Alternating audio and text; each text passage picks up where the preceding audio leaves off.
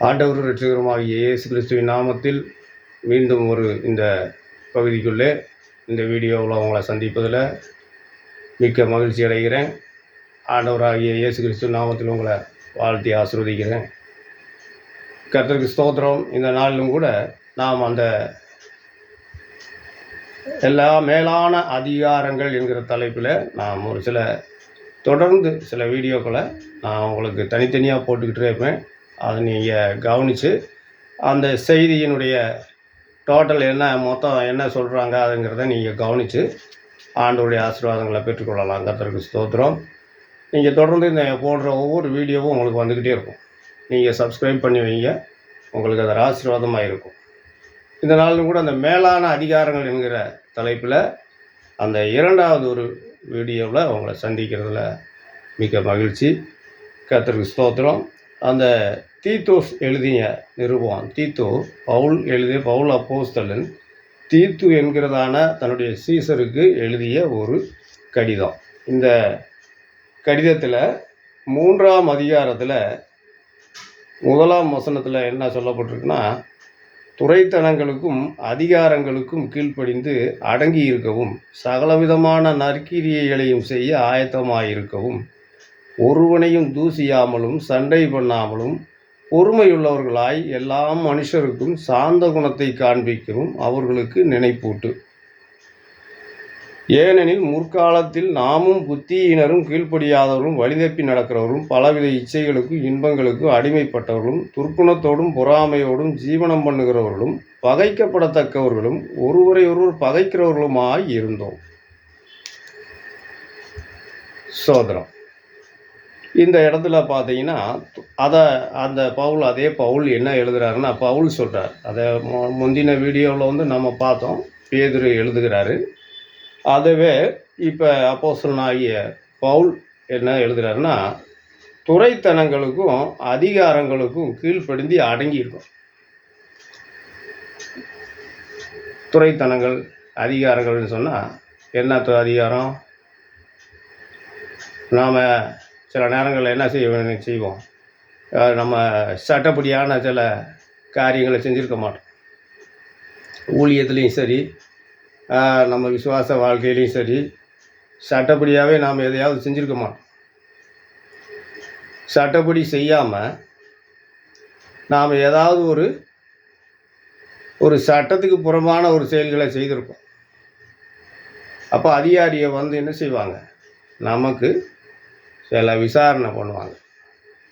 இந்த இடத்துல நீங்கள் சரியான இடத்துல உங்களுடைய ஆலயத்தை கட்டலை, அல்ல நீங்கள் செய்கிற ஊழியத்துக்கு எந்த விதமான ஒரு அத்தாட்சி இல்லை அப்படிங்கிறத அவங்க விசாரணை பண்ண வந்தால் நாம் என்ன செய்யணும்? உடனே கொடி தூக்கிடக்கூடாது.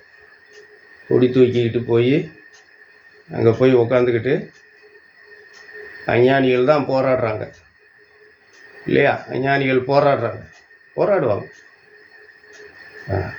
அவங்க போராடுவாங்க.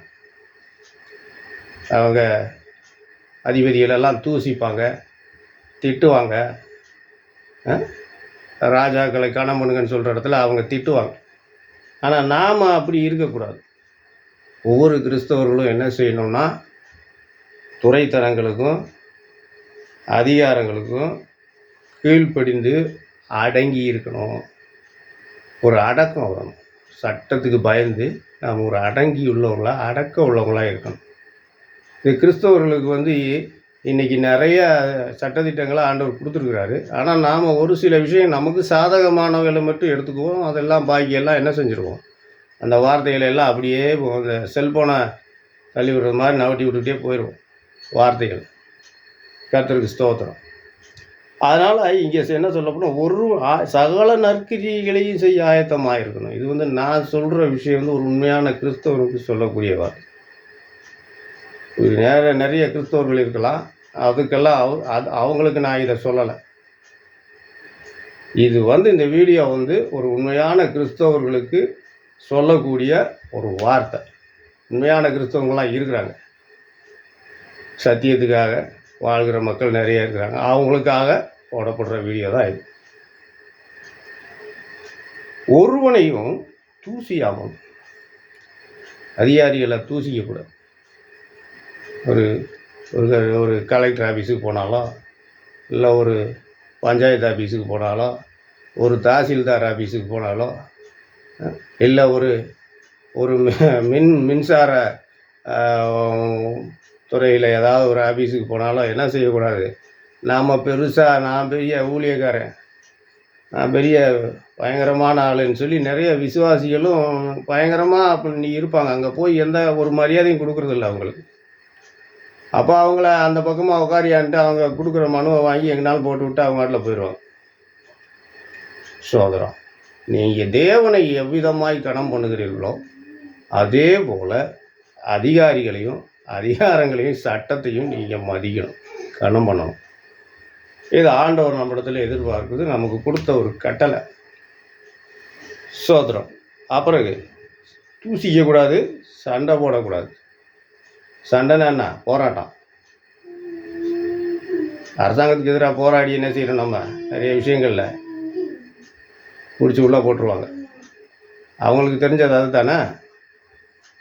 அவங்க சட்டத்துக்கு எதிராக போராடுனா என்ன செய்வாங்க, பிடிச்சி உள்ளே போடத்தான் செய்வாங்க. கர்த்தருக்கு ஸ்தோத்திரம். அப்புறம் நாம் உள்ளே கடந்துக்கிட்டு ஊழியர்களை உள்ளே பிடிச்சி போடுறாங்க, ஊழியர்களை பூரா துன்புறுத்துறாங்க, விசுவாசிகளை பூரா அடித்து துரத்துறாங்க அப்படின்னு உட்காந்து புலம்பிக்கிட்டு கூட்டம் போட்டு பேசிக்கிட்டு உட்காந்துருப்போம். நாம் செய்ய வேண்டியதை சரியாக செய்தால்,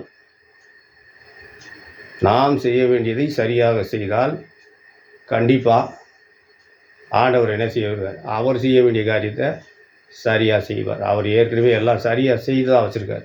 நாம் தான் சரியில்லாமல் போனோம். இந்த உலகத்துக்கு நீங்கள் வெளிச்சமாக இருக்கிறீங்கன்னு சொன்ன நாம இடத்துல நாம் தான் நீங்கள் இருட்டாக இருக்கோம். அந்த இருட்டுக்குள்ளேருந்து மறுபடியும் நீங்கள் என்ன செய்யணும், வெளிச்சத்துக்கு வாங்க.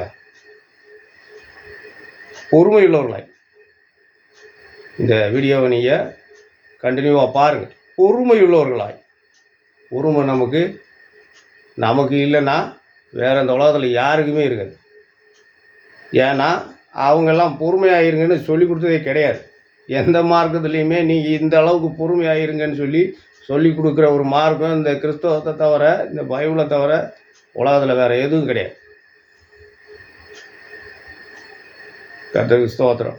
அதனால் கிறிஸ்தவர்கள் மிக பொறுமையை கையாளணும்.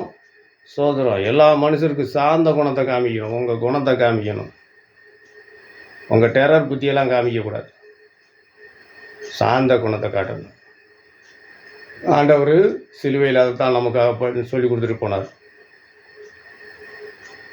சிலுவையில் அவருடைய மரண பரியந்தம் தன்னை தாழ்த்தினார்னு போட்டு, கீழ்ப்படிந்தார்னு போட்டு. அதனால் அருமையான தேவ பிள்ளைகளே, ஊழியர்களே, நமக்கு தேவையானது என்னன்னு கேட்டிங்கன்னா பொறுமை தான். கர்த்தருக்கு ஸ்தோத்திரம். அவர்களை நினைப்பூட்டு, இதை காண்பிக்கவும் நினைப்பூட்டு. நான் இதைத்தான் உங்களுக்கு செய்கிறேன், உங்களை நினைப்பூட்டுறேன், உங்களை குறை சொல்லலை. நீங்கள் இப்படி ஏதாவது ஒரு வழியில் தவறு செய்திருப்பீர்களானால் அந்த மறுபடியும் அந்த முதல்ல இருந்த இடத்துக்கு வாங்க. அந்த ரட்சிக்கப்பட்ட பொழுது உங்களுக்கு என்ன எப்படி இருந்தீங்களோ அந்த இடத்துக்கு வாங்க. அதை உங்களை நினைப்பூட்டுறதுக்காக தான் ஆண்டவர் என்னை இந்த வீடியோ படம் வச்சுருக்கார். இல்லை ஏன்னா உங்களை விட நான் பெரிய பேச்சாளர் என்பதற்காக இல்லை. கர்த்தருக்கு ஸ்தோத்திரம். நீங்கள் நல்ல ஊழியர்களாக, நல்ல விசுவாச பிள்ளைகளாக இந்த தேசத்தில் நாம் தேவனுடைய நாமத்தை மையப்படுத்துவோம். நம் செயல்கள் மூலமாக தேவனுடைய நாமத்தை மையப்படுத்துவோம். God bless you.